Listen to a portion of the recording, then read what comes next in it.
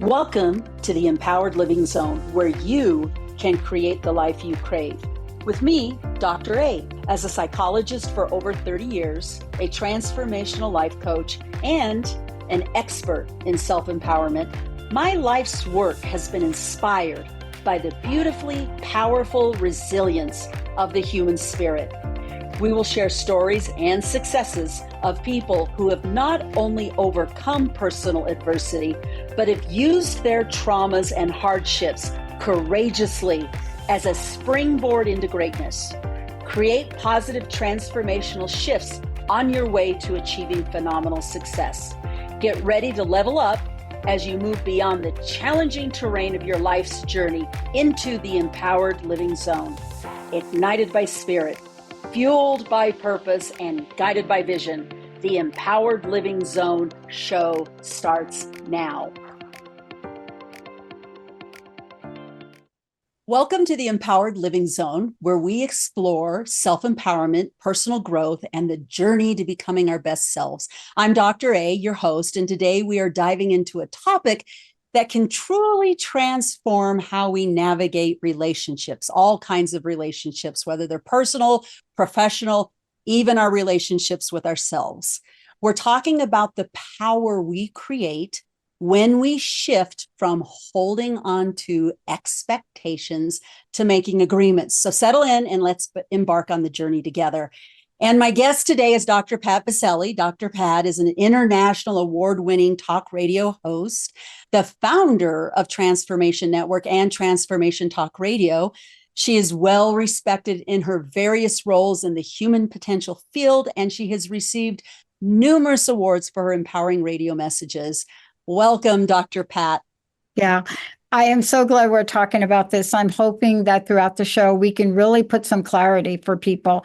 But even more importantly, there's an impact. You know, there is an end game to what happens between the dance that we have between expectations and agreements. And may I say outcomes. There's this little dance. Sometimes it's a rumba and sometimes it's a waltz, but you got to know which dance to do at what time. Absolutely. We got a lot to unpack here, don't we, Dr. Pat? You know, it's interesting. Great. Yeah, this is a subject that I witness or visit quite frequently with my clients, particularly my couples. Expectation comes up a lot, and they can be really tricky, can't they? Oh, go for it.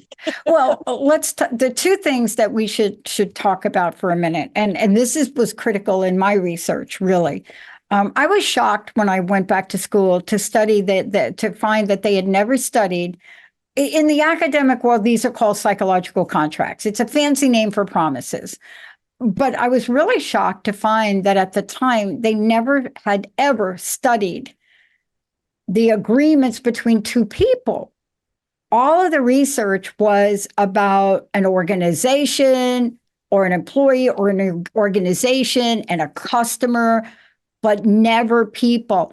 And so I was shocked because my corporate experience was like, okay, we know we don't trust the company. Okay, let's just put that on our table right there. Okay, I don't care what you say. Your vision is awful. You don't have any, right? We go through that. Or we say, I love my company. I got the t-shirt. But the real problem comes between what you just said, people, a couple. They're not two buildings, they're people. And what I love about this is you have to look at two things. There's the explicit, honey, when I come home, I don't want the TV on. I've just told you that. Honey, time goes by, the TV's never on when he or she or they get home. But all of a sudden, the TV gets turned on. No words are spoken because the other partner needs to watch the TV to learn about how to do their job better, but they never have a conversation. So what happens with that silly little thing, and I'm saying it's silly, but it's major. What happens with that is that becomes a wound.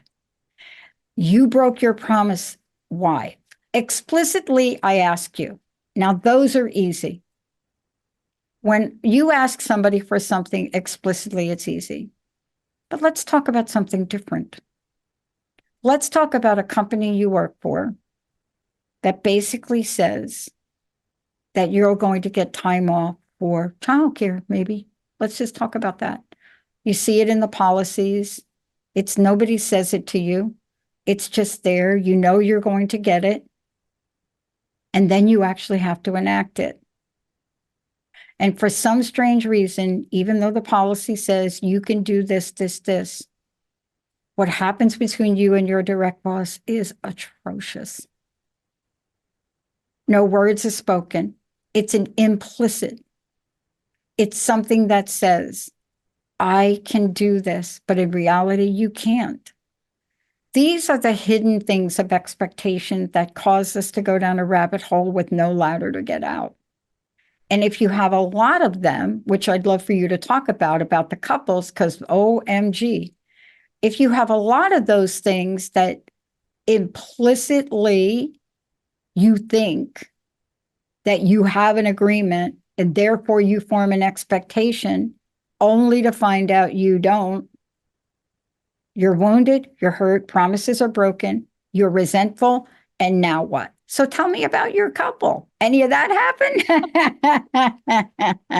Well, and I want to, before we go into some of my experience with couples, I really want to make sure that we unpack and clearly define what I mean by expectations. Yes, please, because it's confusing. It is, and especially within the context of relationships. So, we all have expectations, and oftentimes our expectations are unconscious and definitely unspoken. And what is an expectation? So an expectation is basically a belief that we hold that somebody should act in a particular way, or we should act in a particular way, or a situation or the world should unfold in a particular way. And one thing that I want to highlight is we know that we are in expectation when we use the word should. So that is always the red flag. When we are, and I often joke with my clients, stop shoulding all over yourself. Should is a big red flag that we are in expectation. And, what I found is, why are we so hell-bent on expectations? Why do we hold on to them so tightly? And there really is a good reason for this. Expectation gives us a false sense of control over the world. If people act in a particular way, if they act in the way that we expect them to act, or if events unfold in the way that we expect them to, then it's predictable and we get what we want and we feel safe. The problem is we don't typically have the cooperation of others or the world. And that's when we'll get into agreements later down the road. And so what I found this mostly, it was just obvious with my couples. I see it in a lot of my work with clients, but it really, really is very amplified in couples relationships. And what I've seen, for example, is I've seen this where a partner will say, well, I don't want to tell him or her or they how I feel. They should just know, or they should just know what I need. Why do I need to say what I need? Or a big one is I often see this with heterosexual couples where the male partner is complaining about the lack of or the limited or diminished sexual intimacy in the relationship. And he can get quite angry and say, this is my need and my partner should just meet my needs. And the problem with that statement is it's not taking into consideration the other person's perspective, needs, wants. It's a dictate. It's a requirement, and that just does not work well in relationships. And one thing that I want to highlight that I think is really, really important about this is when we get into this place of expectation, basically what we are doing is we're giving up our power. We are giving up our power to the other person. We're basically handing over our well-being and our state of happiness and give to the other person. And that is a problem, especially when the other person doesn't have the same perspective we do, or that the other person doesn't have the same wants, desires, values, needs. It can be really problematic. Yeah. I mean, I wish that couples, so let's talk about couples. This has nothing to do with age. I don't care if you're marrying the first time or moving in the first time, or it's your 15th time, or maybe you're Elizabeth Taylor. But here's the thing that I really wish. There's a body of work that's important. I know you do it and I know I do it. It is the pre-nuptial relationship conversation that doesn't have to do with prenup money. But what it has to do with is sitting down and look, how many couples have you worked with, right? Especially, I love working with newlyweds. I love this. And all of a sudden, they think we're married and nothing's going to change. So let's just start that. Example. I always play softball. I'm making it up, but this is true. They always play softball 5 days a week. You're getting married, and guess what? They are still playing softball five nights a week. Anything wrong with that? Well, not really, if both people are still in agreement with that, correct? Correct. But we don't even entertain that. Okay, here's something a little bit more subliminal, and I would love for you to chat about this. I go out one night a week and I go with my friends and they go with their friends and I go out one night a week. And so my pattern is I go one night a week and all of a sudden I'm home by 10. I'm just making that up. I go out and I'm home by 10. But then I start not to come home by 10. And time goes on and now I'm home at 10:30. Well, okay, just creeping along, 11 o'clock. This is what you call an implicit psychological contract. And here's the crux of the matter of what you said. The other person is like, I can live with 10 o'clock, but we never talk about it. The other person is like, yeah, 10 is not enough. I'm just going to go to 10:30 and 11. What that is looked at as is a broken promise, a broken contract. It is the worst kind, and it shows up in relationships and jobs where, because of a pattern of behavior, and that pattern of behavior is thought as an expected expectation. I'm expecting them to come at 10. And then when they don't, tell me what happens with that, Dr. A. Resentment builds. Dreaded resentment. Brené Brown, I love Brené Brown's definition of expectations. He says they're premeditated resentments. And it's true. You highlighted several things in what you just shared, Dr. Pat. One of those things is that expectations are often unspoken. They're not talked about. And what I found really interesting, I've been doing couples work for 30 years. And I will tell you, this is something that floats in the air often. And one of the things that I was really struck by is, you had mentioned it, when people get married, they don't think that things are going to change. And they do. Guess what changes? Expectation.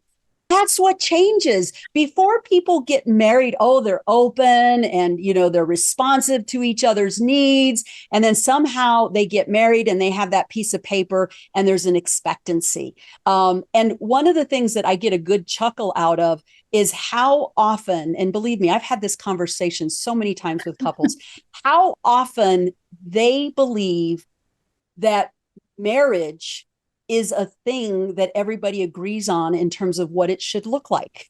Yep. And I've always been struck by that. And so then what ends up happening is partner A has this idea of what it should look like, and partner B has a different idea. They never talk about it. They never agree on it. They don't have contracts. They don't have agreements.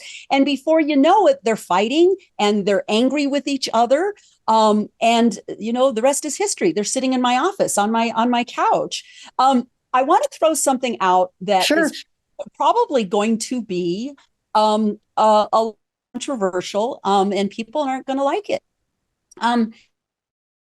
Come from a victim's mindset.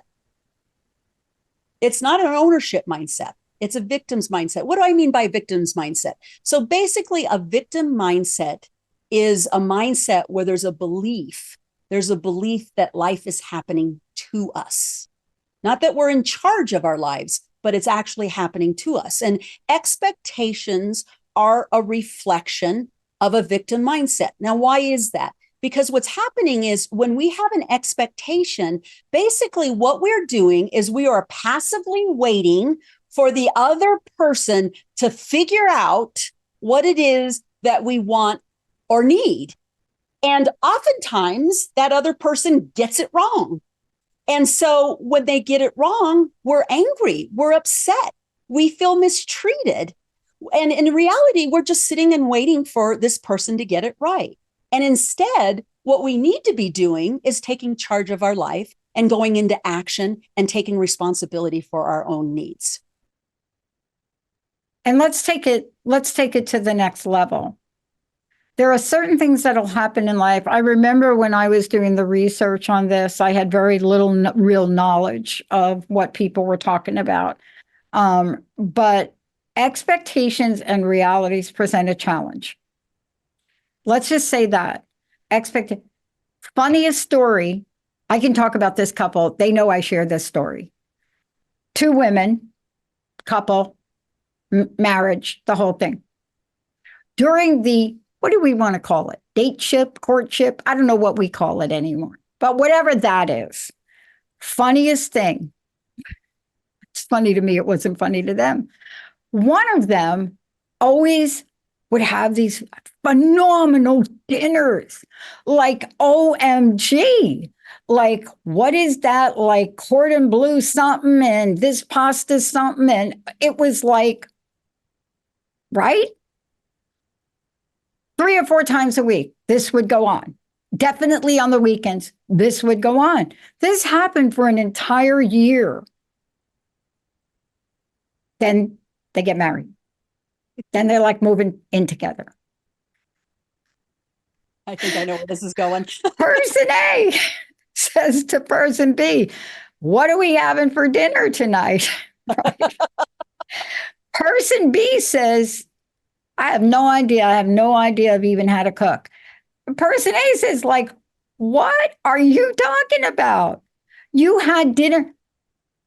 I said, you know that restaurant down the street?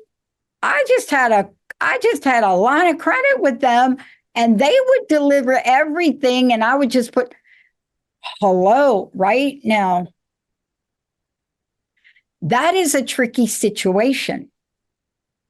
Now, they didn't end up in divorce court, but if you have a problem with lying, and this is the scenario here, this person over here, their trigger point and young life damage had to do with telling lies, parents telling lies. This person didn't really lie, but never really said. So 3 to 4 times a week, you got this with the salad, with the dressing, with the whole thing put on a plate. You could never find evidence of any of the takeout bags. Hello, nowhere, not even in the garbage. And so the answer was, yeah, let me just call down there. But now you're together. You're not spending your individual money. Now you've got a $200 takeout bill per week. You see, people don't realize that expectations formed and not communicated or talked about, and they turn to an outcome. This happens all the time. You know what the greatest broken contract has ever been in the United States and around the world? It was the repeal of the psychological contract of employment. And that thing happened in the early 90s. And what happened overnight, Dr. A, think about this. This is even worse than the dinner thing, right? Now, I will tell you the happy ending is they both took cooking classes together. It really turned out really well, right? Because I said, you know what, let's go, both of you go learn how to cook. Okay, that turned out really well. And actually one of them, the one who would buy the dinner, turned out. But the repeal of the psychological contract of employee, the minute Exxon did the first downsizing, and I think AT&T, we were the second, It changed everything. It said, I am going to be able to fire you at will. What was the repeal of that? There was an expectation, and clearly, that if I work for you for what, I don't know, 30, 40 years or something, you're going to reward me with a pension and medical. I have every right to believe that of you, Dr. A, and your company, because that's what happened before.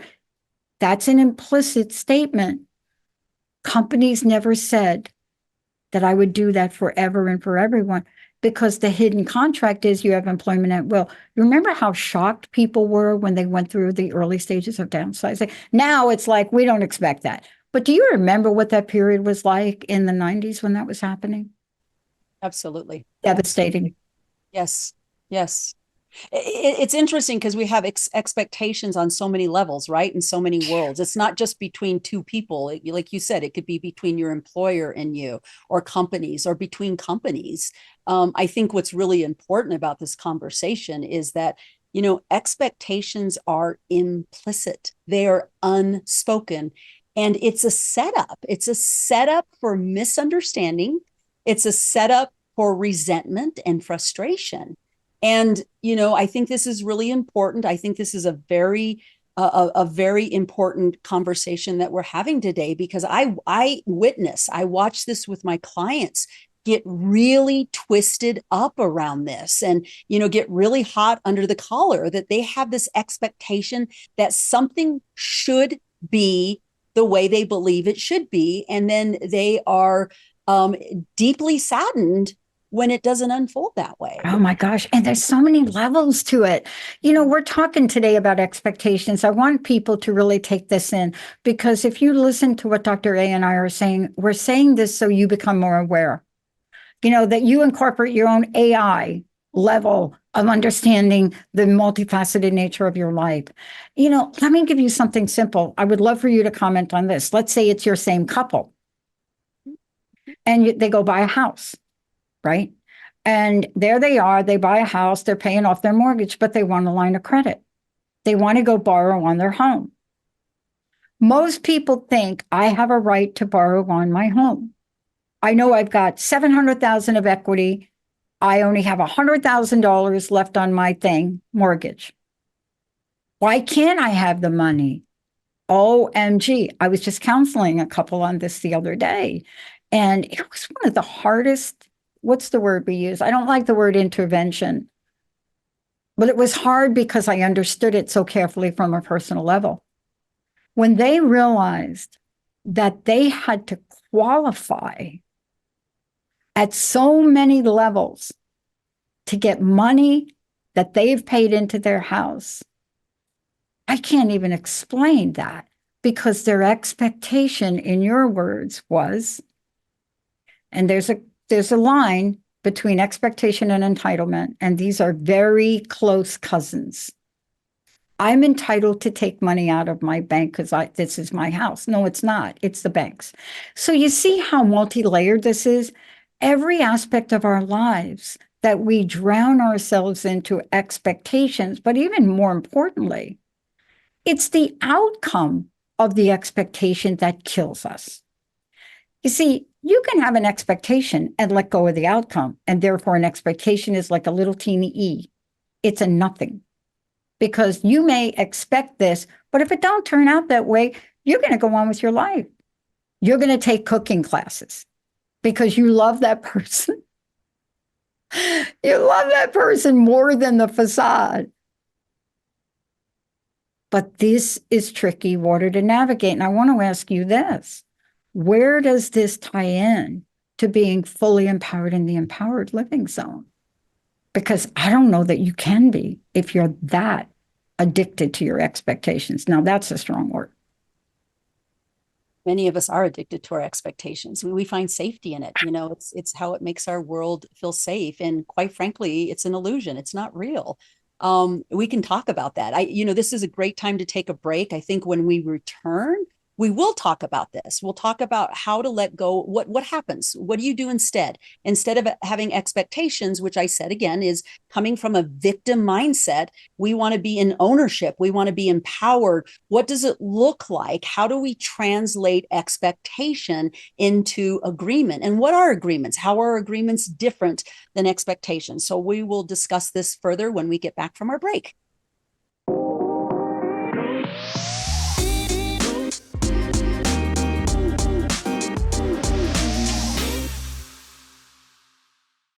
We're back on the Empowered Living Zone with me, Dr. A, and with Dr. Pat.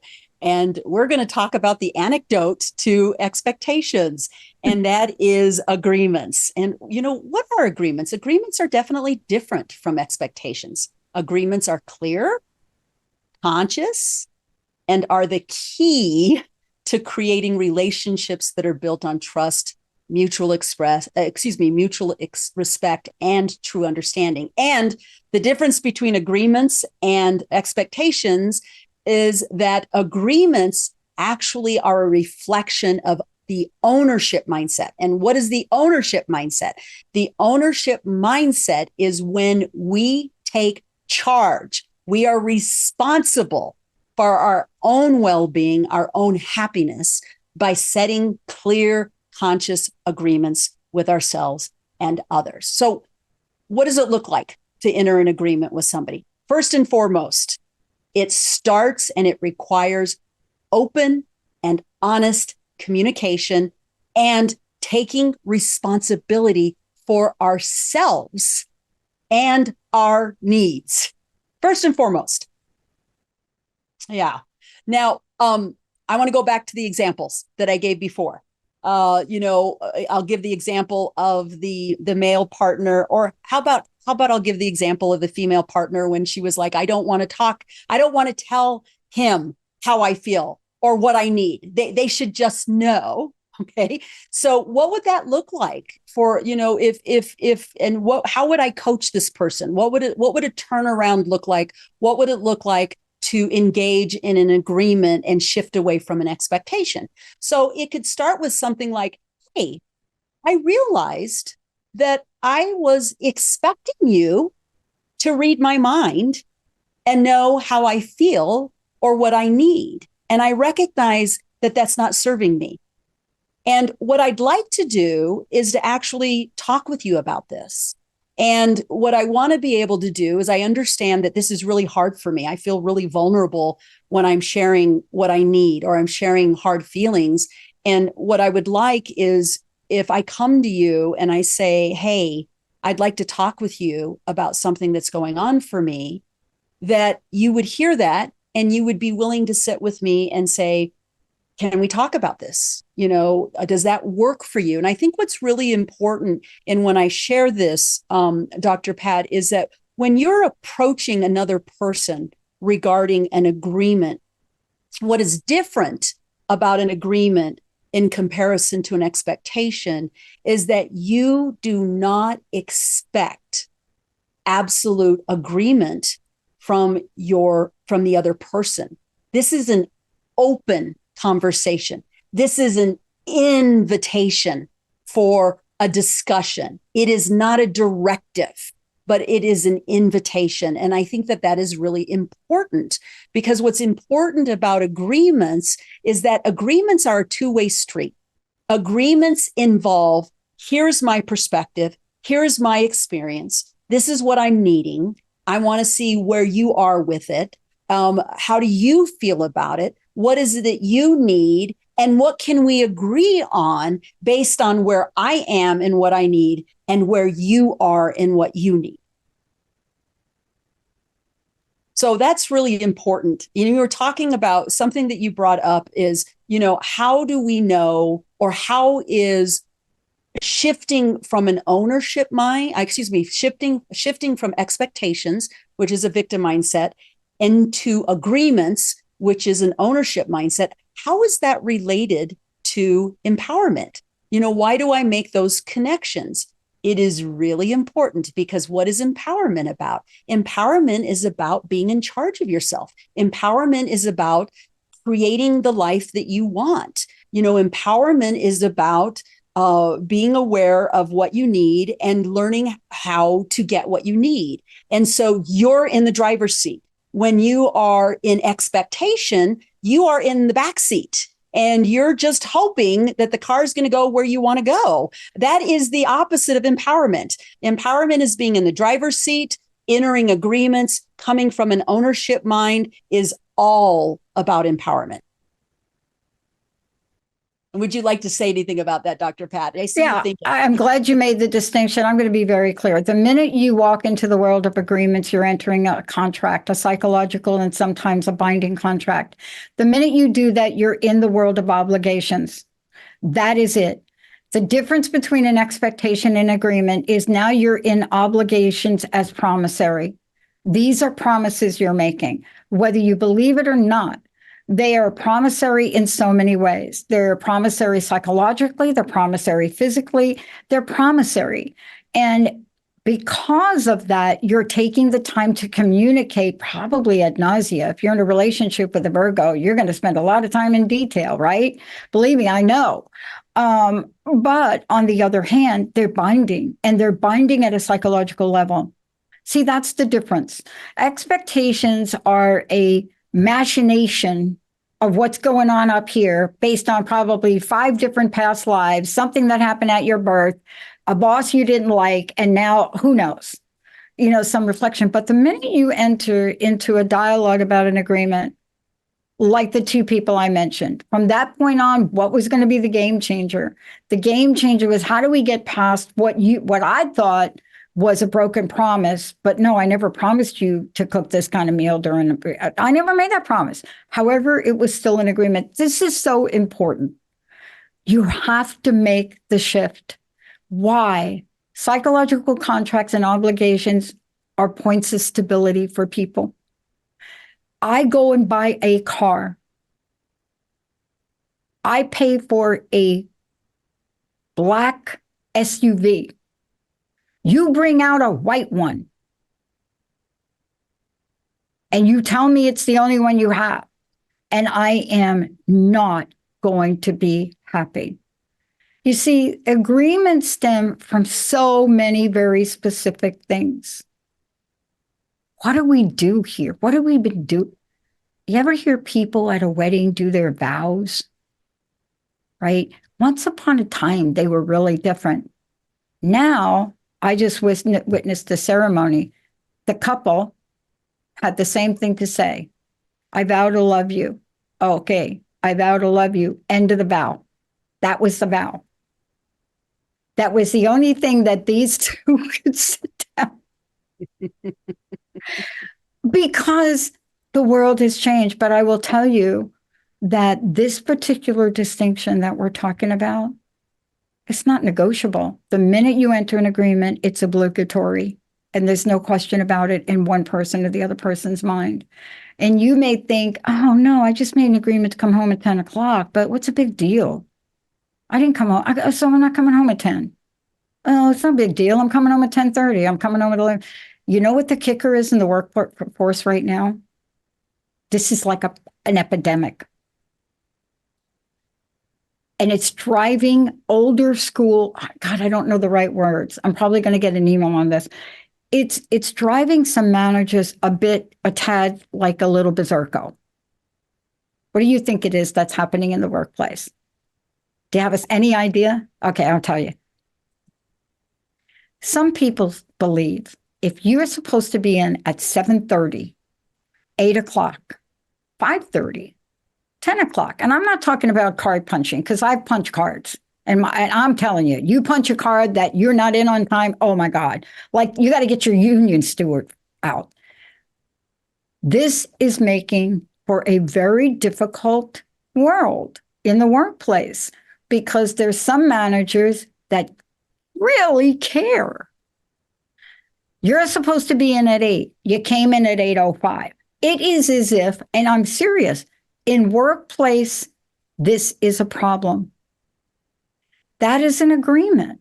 You are obligated in that boss's mind to come in at 7. If I look at your calendar, Dr. A, and you say you're supposed to show up on this call right? We started at 12. Everybody's expecting you to show up, your audience. Now, life happens. Every once in a while, that's true. But you can see how these agreements, and that's an agreement, that's an employment agreement. Couples make agreements. What's the big deal? I'm coming home at 10:30. But anyway, this particular deal, this went from 10 o'clock to midnight. I mean, that was like out of control, right? But there was never an agreement. There was never a conversation that I would go out with my buddies and be home by 10. I just came home at 10 because we weren't having any fun. Okay, who knew that? But this taps at the veins of empowerment. It puts everybody in a victim state. The boss that expects you to be in at 8 o'clock and not 8:05 or 7:30 or 9:30, I don't care what it is.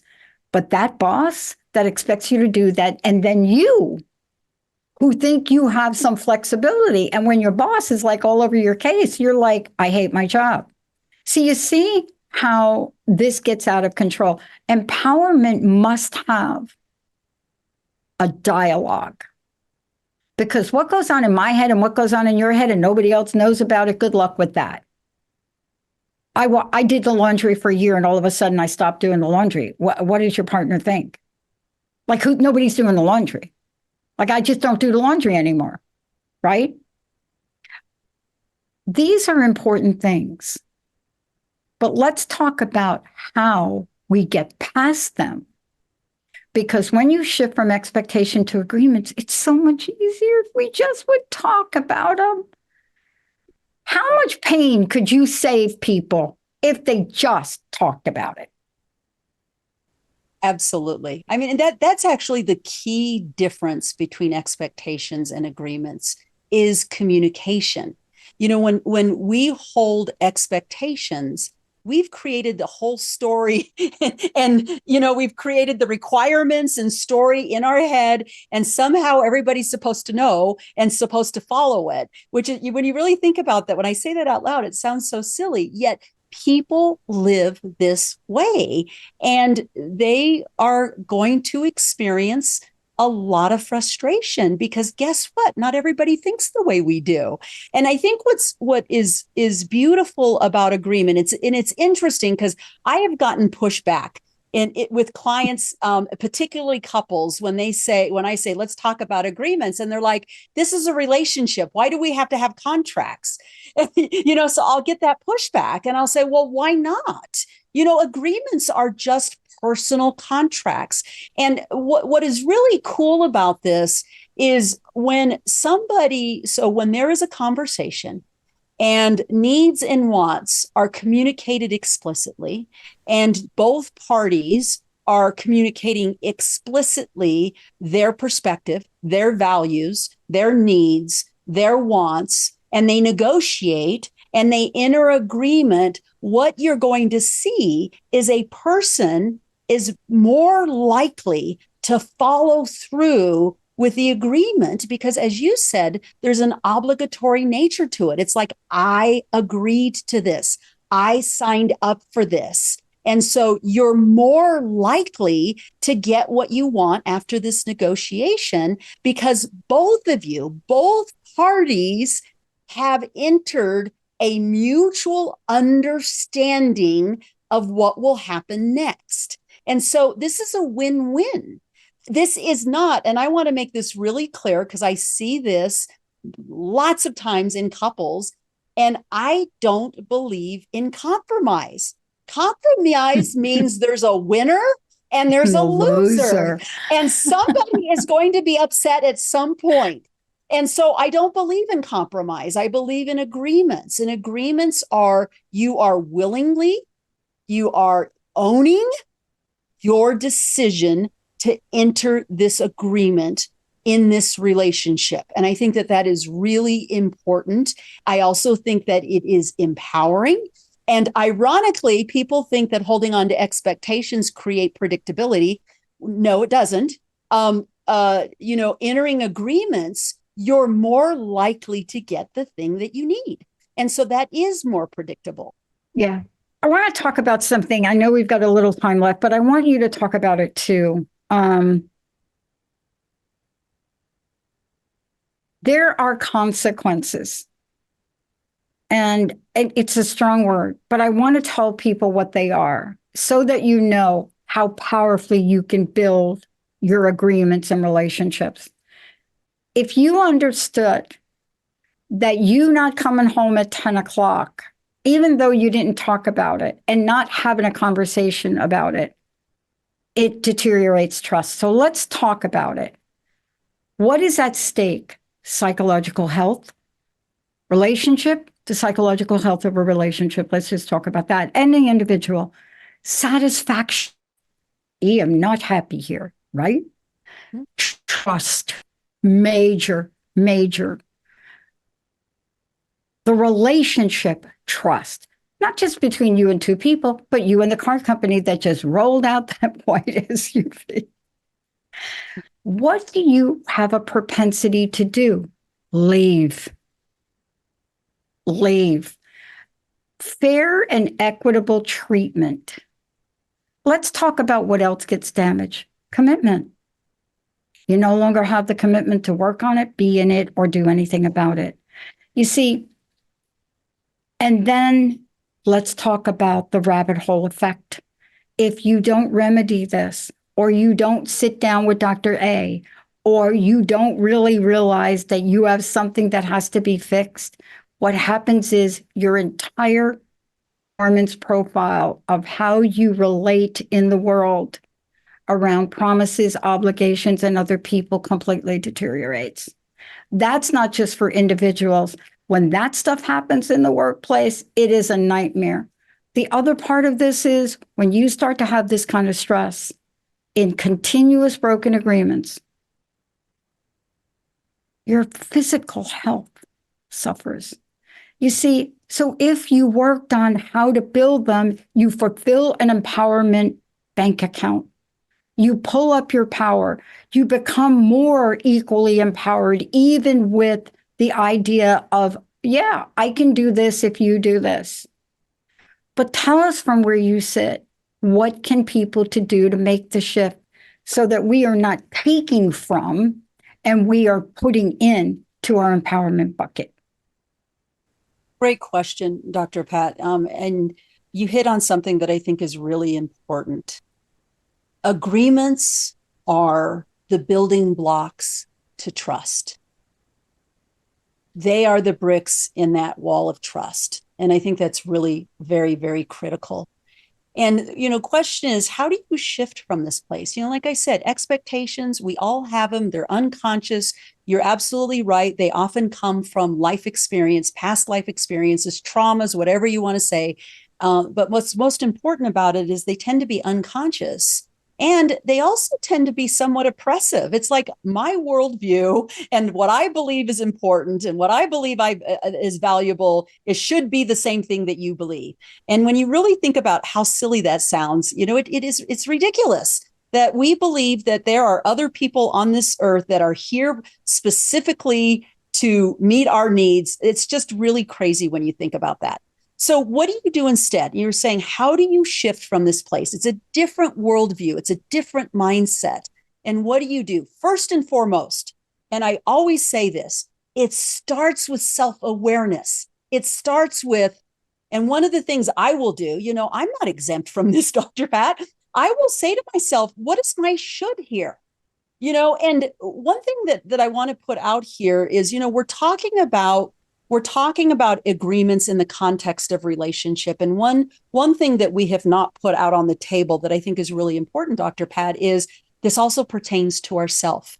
We are in relationship with ourselves, and we can also go down that road of expectation with ourselves, and we can feel the repercussions of that, whether it is a lack of confidence, lack of self-trust, depression, anxiety, that when we go down the road of expectation, these are the costs. And we have these same agreements with ourselves, and we build the trust with ourselves, just like we do with other people.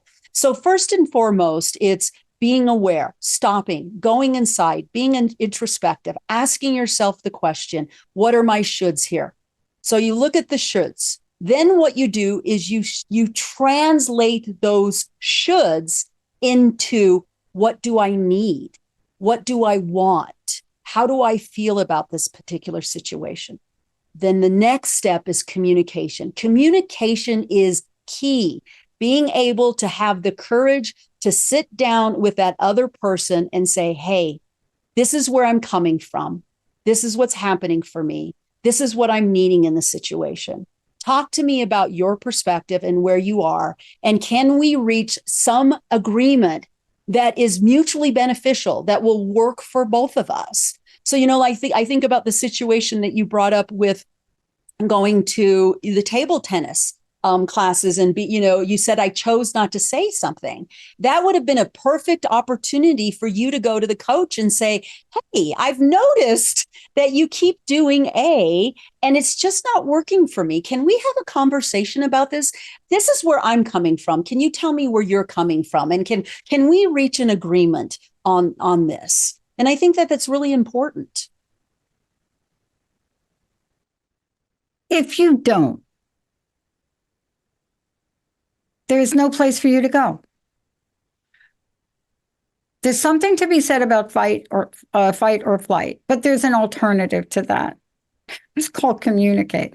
But what you're talking about is, what is that old school expression that I grew up with? I never understood it till later in life, but I'd get it all the time. Don't throw the baby out with the bathwater. I don't even understand. I'd never understood what that meant, right?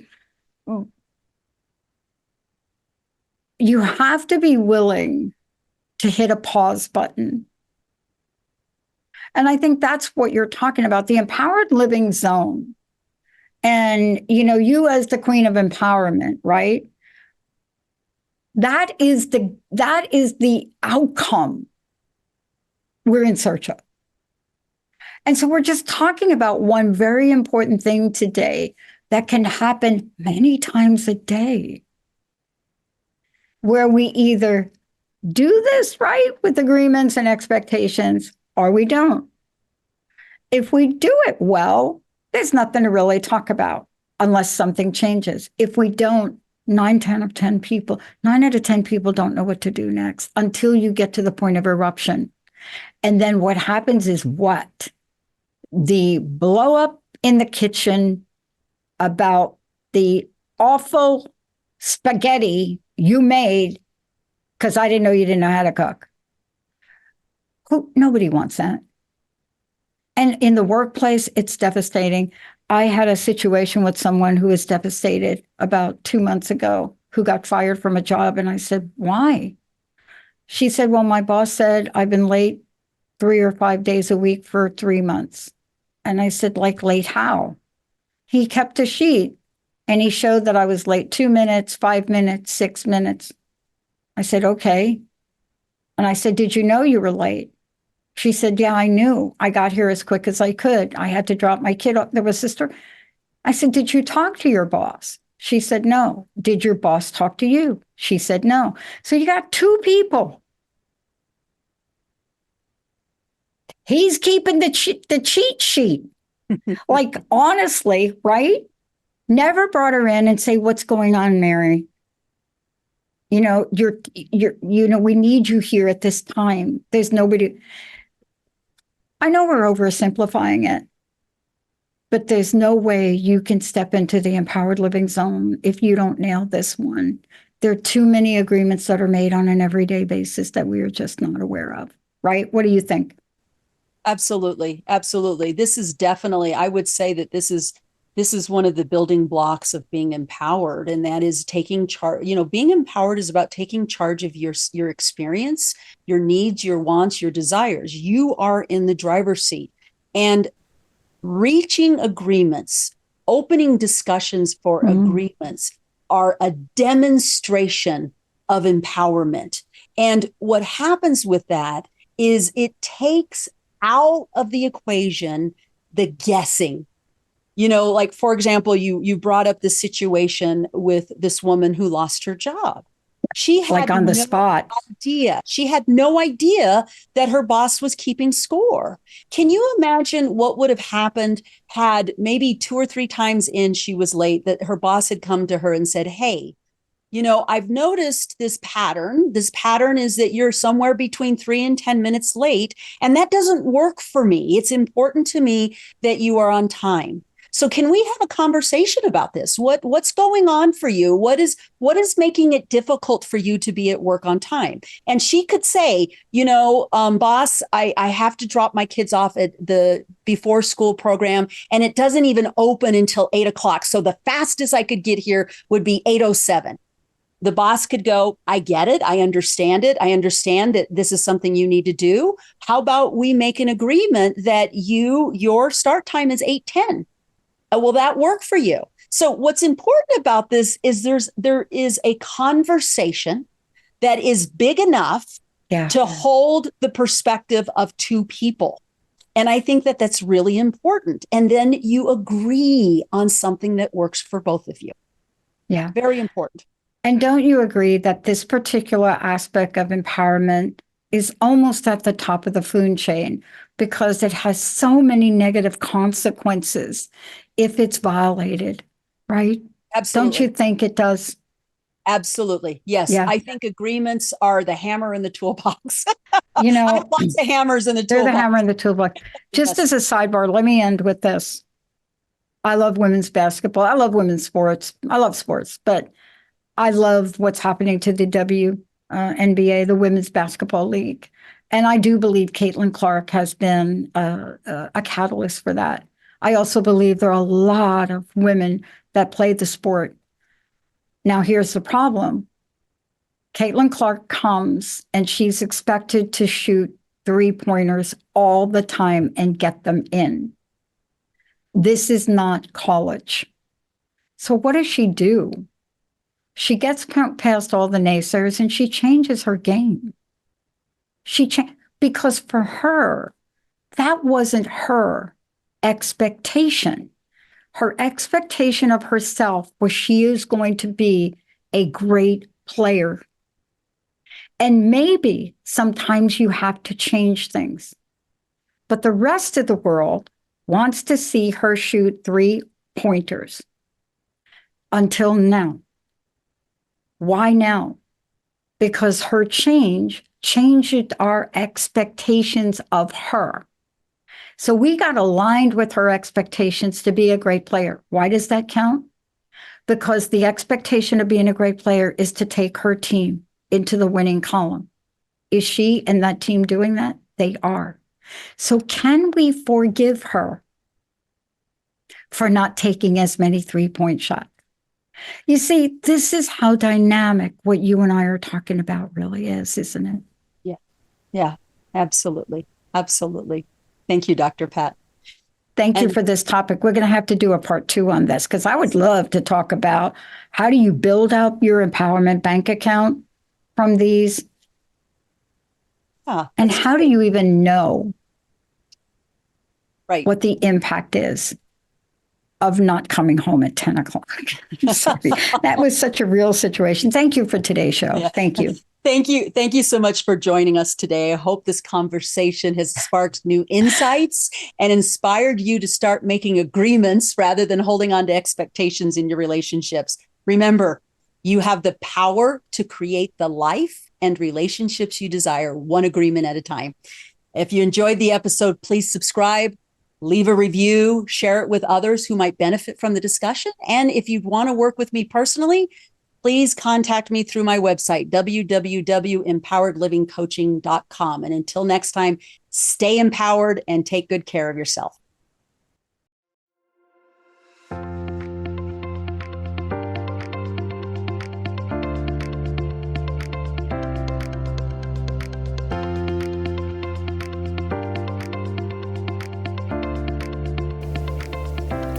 Thank you for tuning in to the Empowered Living Zone show with me, Dr. A, to create the life you crave. Tune in on the first and third Tuesdays at noon Pacific time on transformationtalkradio.com and get ready for another show. Say yes to creating positive and empowering change in your life and move beyond life's challenging terrain into the zone of success. Be ignited by spirit, fueled by purpose, and guided by vision in the Empowered Living Zone. For more information on how to do deep transformational work with me and to create the life you crave, visit empoweredlivingcoaching.com. That's empoweredlivingcoaching.com. See you next time.